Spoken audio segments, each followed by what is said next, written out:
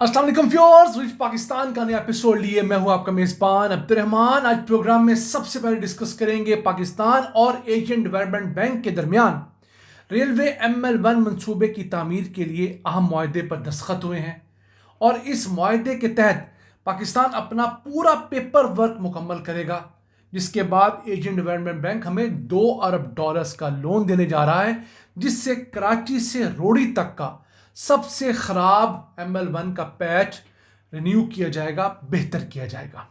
इस अहम खबर को आपसे डिस्कस करेंगे। जबकि आज की दूसरी खबर, पाकिस्तान ने अपनी गोश्त के एक्सपोर्ट्स बढ़ाने के लिए ब्राज़ील की मदद हासिल की है। याद रहे, ब्राज़ील सालाना $23 अरब का बीफ, मटन और पोल्ट्री की चीज़ें एक्सपोर्ट करता है। पाकिस्तान इसके मुकाबले में $500 मिलियन का मुश्किल मीट एक्सपोर्ट करता है। अगर ये जॉइंट वेंचर हो जाता है तो दोनों मुल्कों के लिए क्या विन विन पोजीशन है, इसे प्रोग्राम के दूसरे से डिस्कस करेंगे। लेकिन पहले चलते हैं आज की सबसे अहम खबर की तरफ। हुकूमत पाकिस्तान और एशियन डेवलपमेंट बैंक ने रेलवे ML1 मंसूबे की तामीर के लिए पहले मुआहदे पर दस्तखत किए हैं, जिसे प्रोडक्ट रेडीनेस फाइनेंसिंग कहते हैं। इस मुआहदे के तहत पाकिस्तान को $10 मिलियन जारी किए गए हैं, जिसके जरिए पाकिस्तान इस रेलवे ML1 मंसूबे का सारा पेपर वर्क मुकम्मल करेगा, जिसमें फिजिबिलिटी स्टडी है, जिसमें डिटेल्ड इंजीनियरिंग डिज़ाइन है और इसके साथ साथ इन्वायरमेंट स्टडीज़ भी शामिल हैं। सबसे पहले जिस पैच के ऊपर बाकायदा तौर पर काम का आगाज़ होगा वो कराची से रोड़ी तक का सेक्शन है। 470 किलोमीटर का ये सेक्शन सबसे ज़्यादा ख़राब हालत के अंदर है।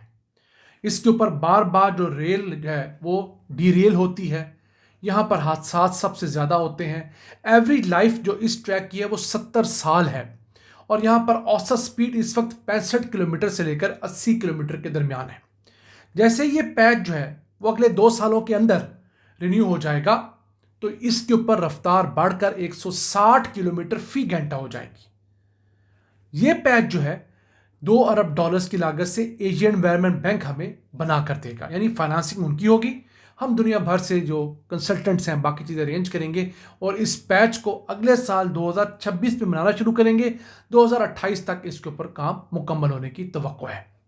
उसके बाद जो फेज़ आएगा वो रोड़ी से लेकर मुल्तान तक का है, फिर मुल्तान से लाहौर और लाहौर से पेशावर तक का पैच है। मजमूई तौर पर रेलवे ML1 की जो लेंथ है वो कम करके अब 1726 किलोमीटर कर दी गई है। पहले ये 1872 किलोमीटर थी। वजह यह बनी कि इस प्रोजेक्ट की कीमत बढ़कर $10 अरब हो गई, जो कोई भी फंड करने के लिए तैयार नहीं था। चाइना ने हाथ खींच लिए तो हमने इसकी लेंथ रिड्यूस की है। कुछ एक्स्ट्रा ब्रांच लाइनें जो इसमें डरनी थी वो हम लोगों ने ख़त्म की है। तो अब हम इसे दुनिया भर के मुख्तलिफ ग्रुप्स और ममालिक की मदद से बनाएंगे। एशियन डेवलपमेंट बैंक पहला है। इसके बाद UAE के साथ भी हमारा जो है वो एक मुआहदा होने की तवक्को है। $2 बिलियन के करीब शायद UAE भी इन्वेस्ट करे, फिर और कतर भी लाइन में है। मकसद क्या है? इस सबसे प्रॉफिटेबल रूट को रीवैम्प करना। इस ट्रैक के ऊपर पाकिस्तान की 80% पैसेंजर और फ्रेट ट्रैफिक आती जाती है। इतना अहम ये सारा का सारा पाकिस्तान का रेलवे ML1 का मंसूबा है।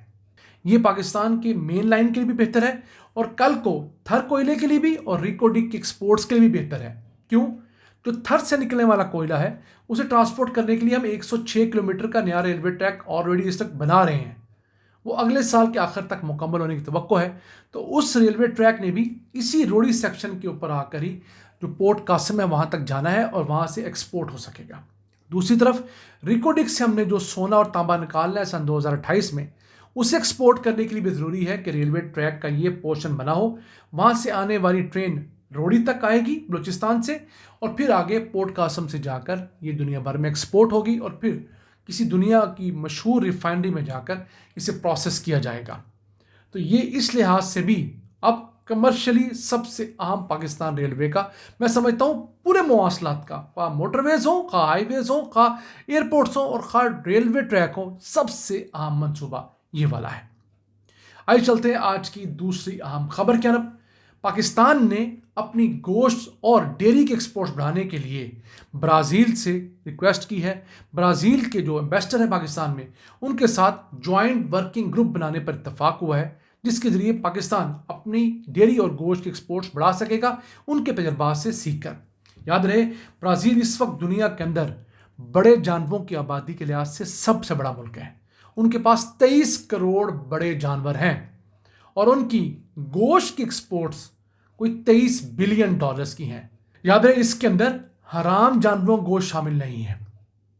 تو بات کریں اگر ان کے صرف بیف کی ایکسپورٹ کی تو وہ 29 لاکھ ٹن سالانہ بیف ایکسپورٹ کرتے ہیں.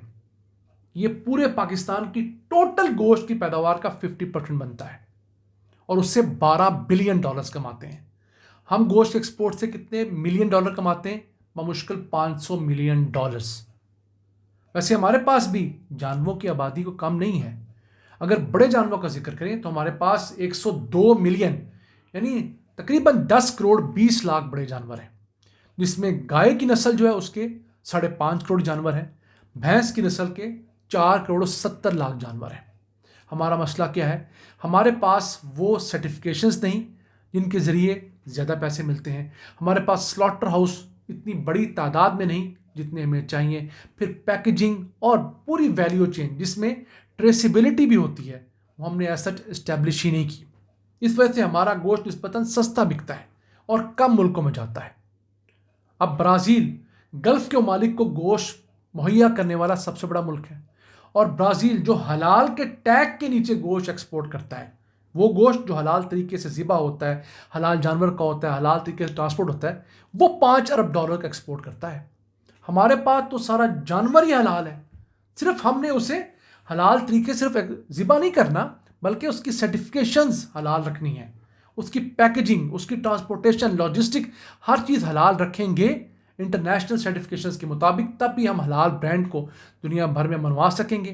آپ خود بتائیے اگر آپ دنیا کے اندر کسی مارکیٹ میں جاتے ہیں، آپ کسی بھی ملک کے رہنے والے ایک مسلمان ہیں، ایک طرف آپ کو برازیل کا حلال گوشت پڑا ہوا ملے گا، دوسری طرف آپ کو پاکستان کا اگر حلال گوشت پڑا ہوا ملتا ہے تو دونوں میں سے آپ کون سا گوشت پسند کریں گے؟ اوبیسلی بطور ایک مسلمان کے آپ حلال پاکستانی گوشت پسند کریں گے، کیونکہ پتہ ہے کہ یہ حلال اسلامی ملک سے آیا ہے. یہ جو گوشت ہے برازیل والا یہ غیر مسلم سے آیا ہے. لیکن اس کے لیے ضروری ہے کہ ہم اپنی انڈسٹری کو تگڑا کریں اور صرف مدارس سے فتویٰ لے کر حلال نہیں ہو جاتا. انٹرنیشنل ایجنسیز ہیں جو آپ کا پورا پروسیس آ کے دیکھتی ہیں، پھر آپ کو حلال سرٹیفکیشن دیتی ہیں. اب صرف اگر پولٹری کی ایکسپورٹ کا ڈسکس کریں تو برازیل سالانہ 10 ارب ڈالرز پولٹری اور اس کی مصنوعات ایکسپورٹ کر کے کماتا ہے.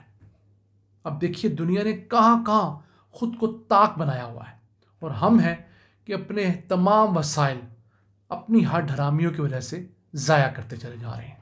ناظرین یہ تھا آج کا ایپیسوڈ، ہمیں امید آپ کو پسند آیا ہوگا. اپنی سجیشنز اپنی آراء سے ہمیں آگاہ رکھا کریں. اپنے میزبان عبد الرحمان کو اجازت دیجیے. اللہ نگہبان.